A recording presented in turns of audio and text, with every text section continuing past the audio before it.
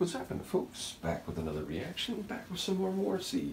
Indeed, wanted to give a shout out to everyone who's been following this journey, and to explain if it wasn't clear, I'm not sure how many other deep dives people here might be watching, but yeah, ultimately I was sick. I'm still sort of sick, as you can tell by my voice. I feel a lot better, so I'm back to doing videos, but the handful of like regular deep dives that I've been doing, because doing them on a certain day helps me remember them, and or a couple of related deep dives, they all got pushed back because there was a 5-day period where I couldn't shoot any videos. So again, this was supposed to be a Monday, but here we are. So we're back to his Viva Hate album, 1988.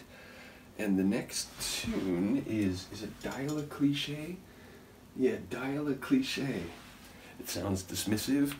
You know, people have mentioned it enough times now that I finally have ingrained it, that, you know, a lot of this album can be seen as a response to the breakup of the Smiths and Morrissey getting at, you know, psychologically, emotionally, interpersonally, what had happened or what, you know, he thought about it. So, who knows, maybe I'm remembering this on one of the few tunes that's not related to that. But ultimately, when I saw the title, I thought, you know, could this be a shot at more and electronic, or, you know, at least the idea that, you know, with them not together, they might be destined to make, you know, Dial-a-Cliché music, take a, you know, a phrase that you always hear, put it in a song, give it a chorus, and, you know, it's something that might sell records, but it won't be the, you know, the lightning in a bottle that they had. So that was what went through my head. Now, obviously, it might be completely unrelated to that.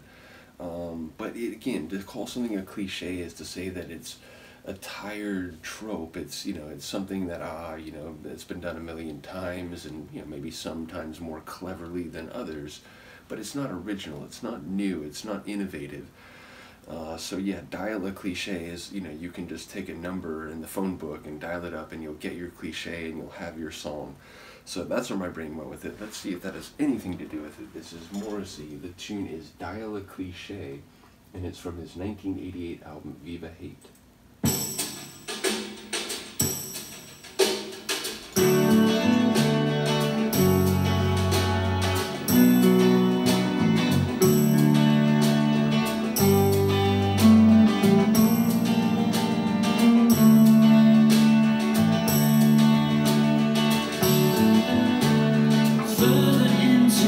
The fog of fall, when I was just for you.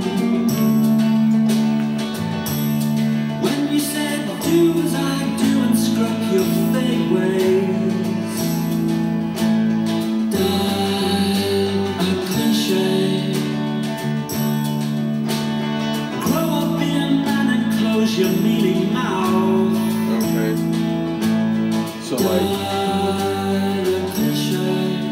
parenting or life experiences through cliches. No human touch. The person underneath, where does he go? Does he slide by the wayside? Or does he just die?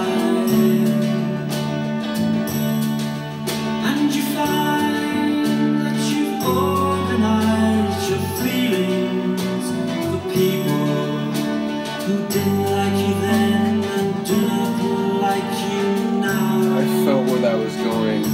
But still you say do as I do and scrap your fate ways. Dial-a-Cliché. Grow up, be a man and close your mealy mouth. Dial-a-Cliché. The safe way is the only way. There's always time to change some. I've changed when I'm in pain. Dial-a-Cliché.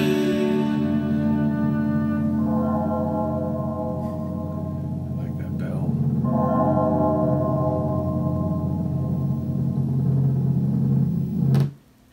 It'd be really cool if the Monty Python Cardinals from the Spanish Inquisition came out right there. Regardless, yeah, it's interesting. Like there was at the beginning, I was feeling like, okay, it's, you know, it could be about having this derisive view of, you know, what's possible given the way things have gone.